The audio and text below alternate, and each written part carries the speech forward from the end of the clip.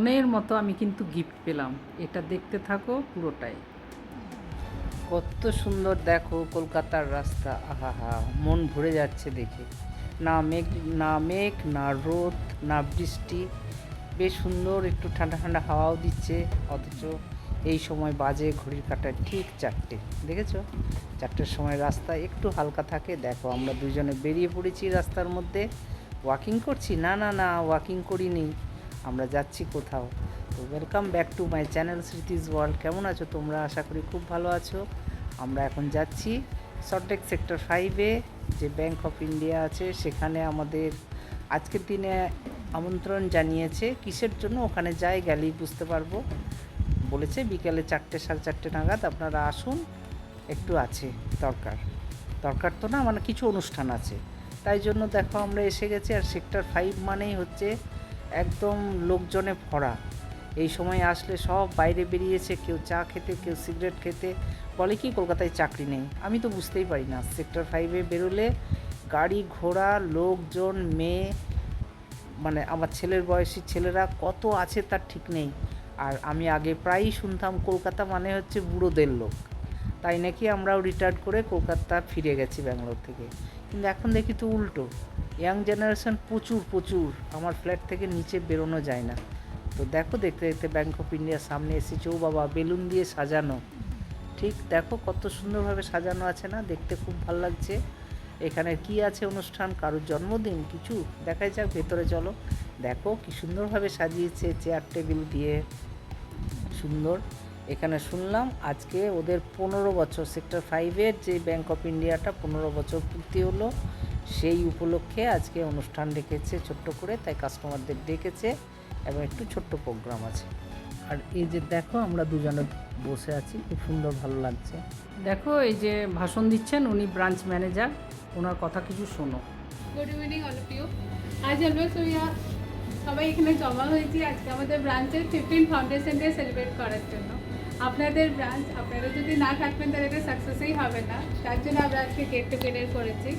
খুব শর্ট টাইমের মধ্যে অ্যারেঞ্জ করেছি, তার জন্য খুব মানে বড়োভাবে করতে পারিনি, কিন্তু জাস্ট আপনারা এসেছেন, আমাদের খুব ভালো লাগলো। আমাদের এটা খুব ভাগ্য ব্যাপার।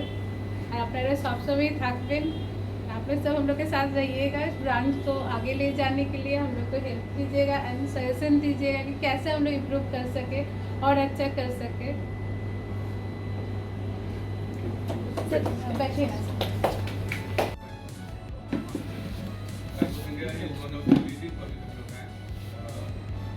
Comes to be 30-35 lakhs.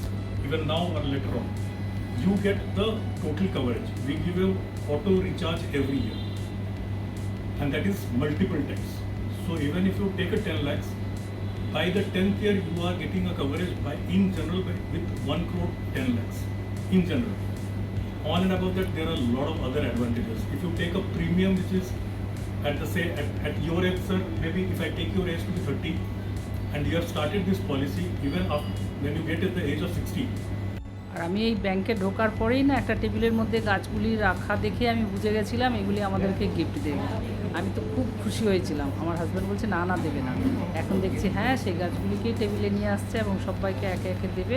তাই দেখতে থাকো আজকের এই প্রোগ্রাম।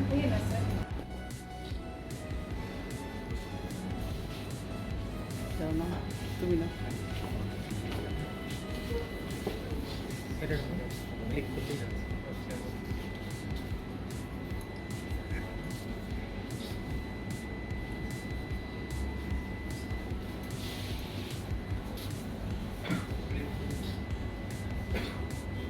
চলে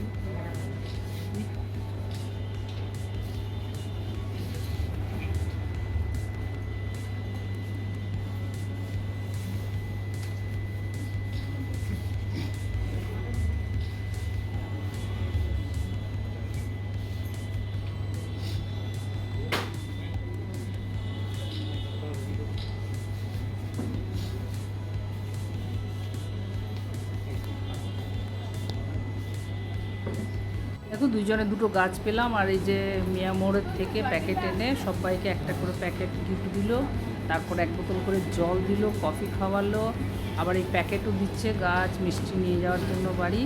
তারপরে কেক কাটিং হয়েছে, সেই কেক কাটিংয়ের কেকও দিয়েছে, তাই সব মিলিয়ে খুবই ভালো লাগলো। সুন্দর প্রোগ্রাম ছিল, আমার কাছে তো খুব সুন্দর। পরে আবার সবাইকে দিয়ে সাইনও করালো। দেখো আমার হাজব্যান্ড এখানে সাইন করছে, আমার সাইন করা হয়ে গেছে। আমি তো নিজের ভিডিও নিতে পারছি না, আর এই যে ব্যাগের মধ্যে গাছগুলি ভরে নিয়েছি, দেখো কি সুন্দর। তাহলে কী হবে, নিয়ে যেতেও সুবিধা। সেই খুব ভালো লেগেছে। আজকে অনেক দিন পরে এইভাবে এনজয় করলাম সন্ধ্যাবেলাটা। আমার তো ভীষণ আর্মির কথা মনে পড়ে গেল, আমাদের এরকম প্রোগ্রাম হতেই থাকতো। তাই দেখো এখন এবার সবাইকে কেক দিচ্ছে একটা করে। দেখো কি সুন্দর কেকটা খেয়ে নিয়ে আবার এখান থেকে রওনা দেব, তাই না? প্রোগ্রামটি খুব সুন্দর, খুব ভালো লাগলো, আর কেকটাও ছিল খুবই সুন্দর।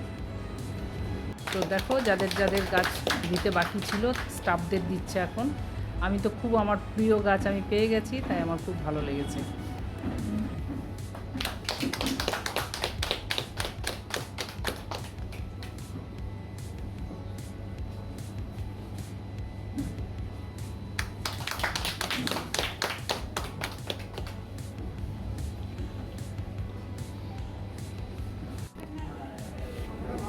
হ্যাঁ, আসবেন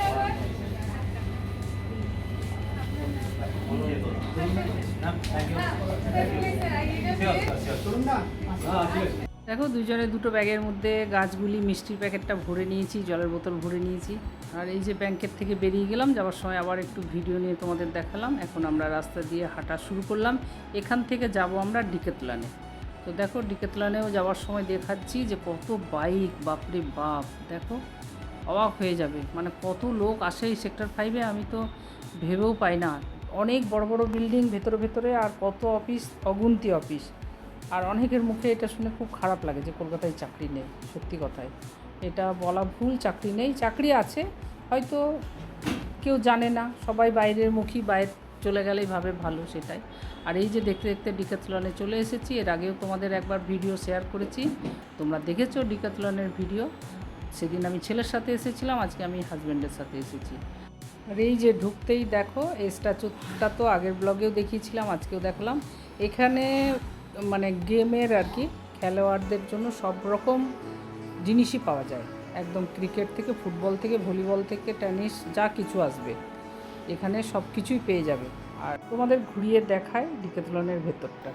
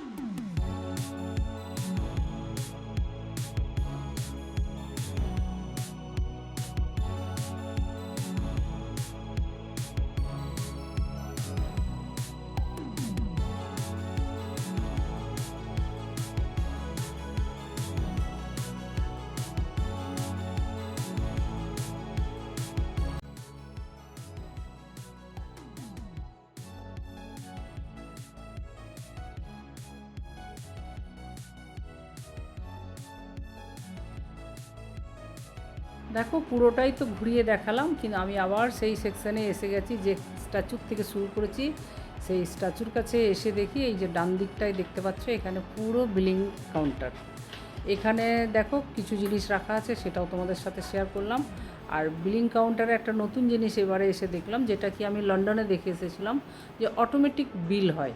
তুমি যাও, গিয়ে কার্ড নাম্বার দিয়ে বিল করবে, অটোমেটিক পে হয়ে যাবে। সেটা আমি লন্ডনে দেখে এসেছিলাম। তাই আমি ভাবলাম এটা আবার কেমন করে হয়, তো আমার জামাই আমাকে বুঝিয়ে বলে দিয়েছিল। সেই জিনিসটা এসে এবারে আমি ডিক্যাথলনে দেখলাম সেম জিনিস।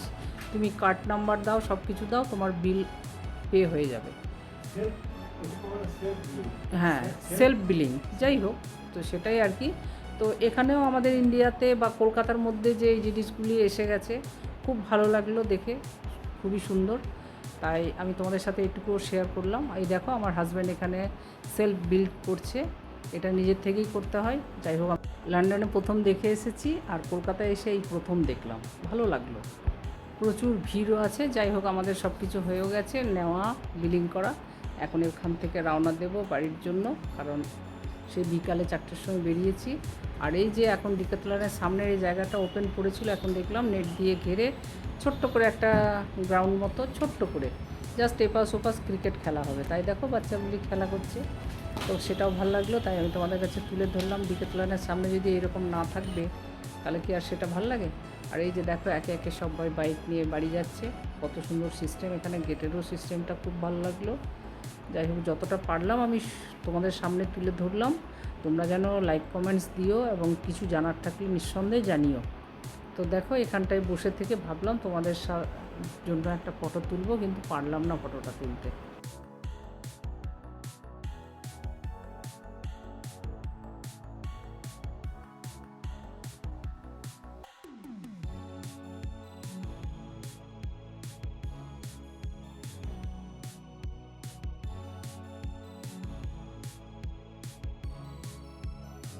তো দেখো, আমরা ডিক্যাথলন থেকে বেরিয়ে তো অনেকটা রাস্তা এসেছি, এবং এখানে বাস পাবো। বাস ধরে টেকনোপলিস, এখান থেকে হেঁটেও যাওয়া যায়, হেঁটে হয়তো 10 মিনিট হাঁটা।